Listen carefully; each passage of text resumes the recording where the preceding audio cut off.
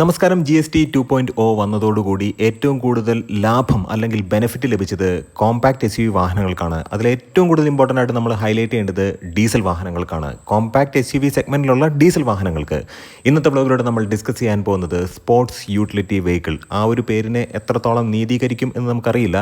എന്നാൽ പോലും SUV എന്ന് പറയുമ്പോഴത്തേക്കും അതിൻ്റെ ആയിട്ടുള്ളൊരു ക്യാരക്ടറിസ്റ്റിക് ഫീച്ചർ കാര്യങ്ങളൊക്കെ ഉണ്ട്. പക്ഷേ ഇവിടെ നമ്മൾ സോ കോൾഡ് SUV എന്ന് വിളിക്കുന്ന കുറച്ച് കാറുകൾ, അതായത് 2025 സെപ്റ്റംബർ മാസത്തിൽ ഏറ്റവും കൂടുതൽ വിറ്റ SUV കാറുകളെ 1 മുതൽ 10 വരെ നമ്മൾ റാങ്ക് ചെയ്യാൻ പോവുകയാണ്. എഞ്ചിൻ പേയുടെ മറ്റൊരു വ്ലോഗിലേക്ക് ഏവർക്കും ഹാർദമായ സ്വാഗതം.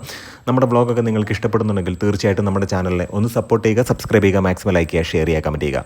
10ാമത്തെ സ്ഥാനത്ത് മഹീന്ദ്രയുടെ XUV 3XO എന്ന് പറയുന്ന വാഹനമാണ്. മികച്ചൊരു വാഹനമാണ്. പെട്രോളിൽ അവൈലബിൾ ആണ്, അതുമാത്രമല്ല ഡീസലിൽ അവൈലബിൾ ആണ്. 2025 സെപ്റ്റംബർ മാസം 9032 യൂണിറ്റുകളാണ് ടോട്ടൽ അവർക്ക് വിൽക്കാൻ കഴിഞ്ഞിട്ടുള്ളത്. മികച്ചൊരു വാഹനമാണ്. ഇപ്പോൾ GST 2.0 വന്നതോടുകൂടി ലക്ഷത്തിന് മുകളിൽ പ്രോഫിറ്റ് അല്ലെങ്കിൽ ബെനിഫിറ്റ് ഈ ഒരു വാഹനത്തിന് ലഭിച്ചു എന്നുള്ളത് എടുത്തു പറഞ്ഞ ഒരു കാര്യമാണ്. ഇപ്പോൾ ഈ ഒരു വാഹനത്തിൻ്റെ എക്സ്-ഷോറൂം പ്രൈസ് സ്റ്റാർട്ട് ചെയ്യുന്നത് 7,99,000 മുതൽ 15,80,000 വരെയാണ്.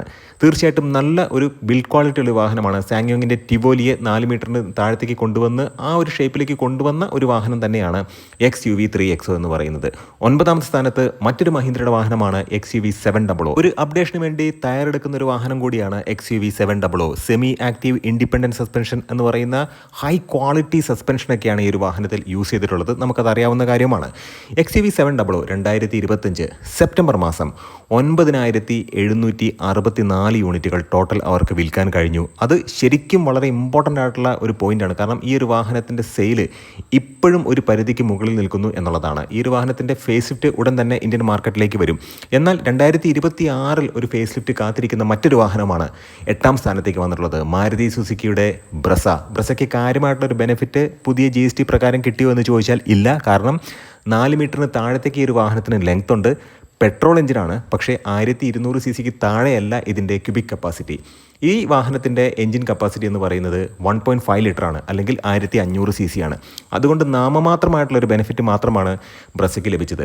2025 സെപ്റ്റംബർ മാസം 10,173 യൂണിറ്റുകളാണ് ടോട്ടൽ ഈ ഒരു വാഹനം വിറ്റത്. ഈ ഒരു വാഹനം പെട്രോളിലും CNGയിലും അവൈലബിൾ ആണ്. പെട്രോൾ നമ്മൾ നോക്കുകയാണെന്നുണ്ടെങ്കിൽ മികച്ചൊരു എഞ്ചിനാണ്, നല്ല ടോർക്കി ആയിട്ടുള്ളൊരു എഞ്ചിൻ തന്നെയാണ്. പെട്രോൾ ഓട്ടോമാറ്റിക് ട്രാൻസ്മിഷൻ എന്ന് പറയുന്നത് ടോർക്ക് കൺവേർട്ടഡ് ഓട്ടോമാറ്റിക് ട്രാൻസ്മിഷനാണ്. അതിനകത്ത് സ്മാർട്ട് ഹൈബ്രിഡ് ഫീച്ചർ ഉണ്ട്. എന്നാൽ മാനുവലിൽ സ്മാർട്ട് ഹൈബ്രിഡ് ഫീച്ചർ ഇല്ല. ഇനി 7ാമത്തെ സ്ഥാനത്ത് ഉടൻ തന്നെ 2025 നവംബർ 24 ഫേസ് ലിഫ്റ്റിന് വേണ്ടി കാത്തിരിക്കുന്ന ഒരു വാഹനമാണ്, അല്ലെങ്കിൽ ആ ഒരു ദിവസം ഫേസ് ലിഫ്റ്റ് വരാൻ പോവുകയാണ്. 7ാം സ്ഥാനത്ത് വന്നിട്ടുള്ളത് ഹ്യുണ്ടായുടെ വെന്യൂ ആണ്. മികച്ച ഒരു വാഹനമാണ്. പെർഫോമൻസ് ഓറിയൻറ്റഡ് ആയിട്ടുള്ള N-Line എന്ന് പറയുന്നൊരു വേർഷനുണ്ട്.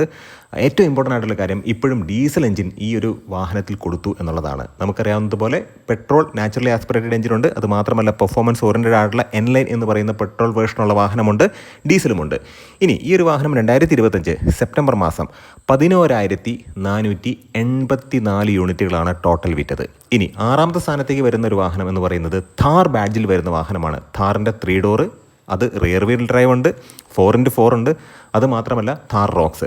ഈ 3 വാഹനങ്ങളും കൂടെ ചേർന്നിട്ട്, അല്ലെങ്കിൽ ഈ 3 ടൈപ്പ് വാഹനങ്ങളോട് ചേർന്നിട്ട് 2025 സെപ്റ്റംബർ മാസം ആകെ മൊത്തം 11,846 യൂണിറ്റുകളാണ് വിൽക്കാൻ കഴിഞ്ഞിട്ടുള്ളത്. ഇപ്പോൾ ഥാറിൻ്റെ 3 door rear wheel drive start ചെയ്യുന്നത് 9,99,000 ആണ്. പക്ഷേ ആ ഒരു വാഹനം എടുത്താൽ ഥാർ ലവേഴ്സ്, അല്ലെങ്കിൽ ഥാറിൽ എന്താണോ നമ്മൾ പ്രതീക്ഷിക്കുന്നത് അതൊന്നും ലഭിക്കില്ല. അതുകൊണ്ട് അതിൻ്റെ തൊട്ട് മുകളിലുള്ള LX ഹാർഡ് ടോപ്പ് എന്ന് പറയുന്ന മോഡലായിരിക്കും കുറച്ചും കൂടെ അഭികാമ്യം. ആ ഒരു വാഹനം ഓൺ റോഡ് വരുമ്പോഴത്തേക്കും അപ്രോക്സിമേറ്റ്ലി 14.25 ലക്ഷം രൂപയുടെ അടുത്ത് തീർച്ചയായിട്ടും വരും. ഇനി 5ാമത്തെ സ്ഥാനത്തുള്ളൊരു വാഹനം മാരുതി സുസുക്കിയുടെ ക്രോസ് ഓവർ SUV എന്ന് വിളിക്കുന്നൊരു വാഹനമാണ്. ഈ ഒരു വാഹനത്തെ SUV എന്ന് വിളിക്കാൻ കഴിയുമോ എന്ന് ചോദിച്ചാൽ തീർച്ചയായിട്ടും വലിയൊരു ക്വസ്റ്റ്യൻ മാർക്ക് തന്നെയാണ്. മാരുതി സുസുക്കി ഫ്രോങ്സ് ആണ്. പെട്രോളിൽ അവൈലബിൾ ആണ്, ഡീസലിൽ അവൈലബിൾ ആണ്. ടർബോ പെട്രോൾ അവൈലബിൾ ആണ്. നാച്ചുറലി ആസ്പിറേറ്റഡ് കേറ്റൽ N എന്ന് പറയുന്ന എഞ്ചിനും ഈ ഒരു വാഹനത്തിൽ അവൈലബിൾ ആണ്. 2025 സെപ്റ്റംബർ മാസം 13,767 യൂണിറ്റുകൾ ഈ ഒരു വാഹനം മൊത്തത്തിൽ വിൽക്കാൻ കഴിഞ്ഞു.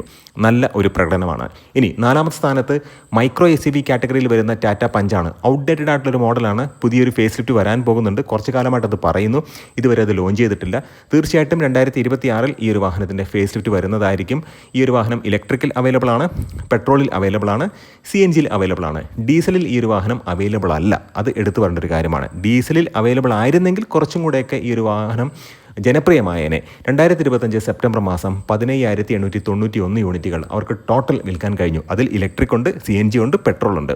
ഇനി മൂന്നാമത്തെ സ്ഥാനത്തേക്ക് വന്നിട്ടുള്ളത് സ്കോർപിയോ നെയിം പ്ലേറ്റിൽ വരുന്ന 2 വാഹനങ്ങളാണ്. സ്കോർപിയോ ക്ലാസിക് നമുക്കറിയാം ഡീസൽ മാനുവലിൽ മാത്രമാണ് ഈ ഒരു വാഹനം അവൈലബിൾ ആയിട്ടുള്ളത്. അത് മാത്രമല്ല the big daddy Scorpio N ഇത് പെട്രോളിൽ അവൈലബിൾ ആണ്, ഡീസലിൽ അവൈലബിൾ ആണ്. നമുക്കറിയാം ഓട്ടോമാറ്റിക് ട്രാൻസ്മിഷൻ ഈ ഒരു വാഹനത്തിൽ അല്ലെങ്കിൽ ഈ ഒരു പർട്ടിക്കുലർ വേരിയന്റിൽ അവൈലബിൾ ആണ്. 2025 സെപ്റ്റംബർ മാസം സ്കോർപിയോ ക്ലാസിക്കും സ്കോർപിയോ N-ഉം മൊത്തത്തിൽ വിറ്റത് 18,372 യൂണിറ്റുകളാണ്. നല്ല ഒരു പ്രകടനമാണ്. തീർച്ചയായിട്ടും മഹീന്ദ്രയുടെ സ്കോർപിയോ ബാഡ്ജിൽ വരുന്ന വാഹനങ്ങൾക്കൊക്കെ എപ്പോഴും നല്ലൊരു അക്സെപ്റ്റൻസ് കിട്ടുന്നുണ്ട്. ഇനി രണ്ടാം സ്ഥാനത്ത് വന്നിട്ടുള്ള ഒരു വാഹനം അൺഡിസ്പ്യൂട്ടഡ് ആയിട്ട് മിഡ് സൈസ് SUV കാറ്റഗറിയിൽ നിൽക്കുന്ന ഒരു വാഹനമാണ്. നമ്മൾ നോക്കുകയാണെന്നുണ്ടെങ്കിൽ ടോപ്പ് 10 വാഹനങ്ങൾ അല്ലെങ്കിൽ എല്ലാ കാറ്റഗറിയും കൂടെ ചേർത്തിട്ട് 2025 സെപ്റ്റംബർ മാസം ഏറ്റവും കൂടുതൽ വിറ്റ വാഹനങ്ങൾ അതിനകത്ത് കോമ്പാക്ട് SUV ഉണ്ട്, മൈക്രോ SUV ഉണ്ട്, ടോൾ ബോയ് ഹാച്ച് ബാക്ക് വാഹനമുണ്ട്, SUV ഉണ്ട്, മിഡ് സൈസ് SUV ഉണ്ട്, മിഡ് സൈസ് സെഡാൻ ഉണ്ട്. ഇതെല്ലാം കൂടെ ചേർത്തിട്ട് പോലും ഈ ഒരു വാഹനം എപ്പോഴും 1, 2, 3 സ്ഥാനങ്ങളിൽ തീർച്ചയായിട്ടും വരുന്നുണ്ട്. 18,861 യൂണിറ്റുകൾ 2025 സെപ്റ്റംബർ മാസം വിറ്റ ഈ ഒരു വാഹനം മിഡ് സൈസ് SUVയുടെ കിങ് എന്നറിയപ്പെടുന്ന ക്രെറ്റയാണ്. ഹ്യുണ്ടായി ക്രെറ്റ ഇലക്ട്രിക്കൽ അവൈലബിൾ ആണ്. പെർഫോമൻസ് ഓറിയൻറ്റഡ് ആയിട്ടുള്ള N-Line എന്ന് പറയുന്ന വേർഷൻ അവൈലബിൾ ആണ്. അതുമാത്രമല്ല 1.5 MP എഞ്ചിനിലും അവൈലബിൾ ആണ്. അത് പെട്രോളാണ്, ഡീസലിലും അവൈലബിൾ ആണ്. ഈ ഒരു വാഹനത്തെക്കുറിച്ച് പറയുകയാണെന്നുണ്ടെങ്കിൽ ഇതുവരെ യാതൊരുവിധ ചലഞ്ചും ഏൽക്കാത്തൊരു വാഹനം തന്നെയാണ്. ഇപ്പം വിക്ടോറിയസ് ഒക്കെ വന്നിട്ടുണ്ട്. എത്രത്തോളം ഈ ഒരു വാഹനത്തിന് കോമ്പറ്റീഷൻ കൊടുക്കും എന്ന് നമ്മൾ കണ്ടറിയേണ്ടതായിട്ടുണ്ട്. ഒന്നാം സ്ഥാനത്ത് എല്ലാവരെയും ഞെട്ടിച്ചുകൊണ്ട് ഓൾറൗണ്ടറാണ് ഈ ഒരു വാഹനം. ടാറ്റയുടെ നെക്സോൺ ആണ്. പെട്രോളിൽ അവൈലബിൾ ആണ്, ഡീസലിൽ അവൈലബിൾ ആണ്, CNGയിൽ അവൈലബിൾ ആണ്. അതുമാത്രമല്ല ഇലക്ട്രിക്കിലും ഈ ഒരു വാഹനം അവൈലബിൾ ആണ്. 2025 സെപ്റ്റംബർ മാസം 22,573 യൂണിറ്റുകളാണ് ടാറ്റ നെക്സോൺ മൊത്തമായി വിറ്റത്.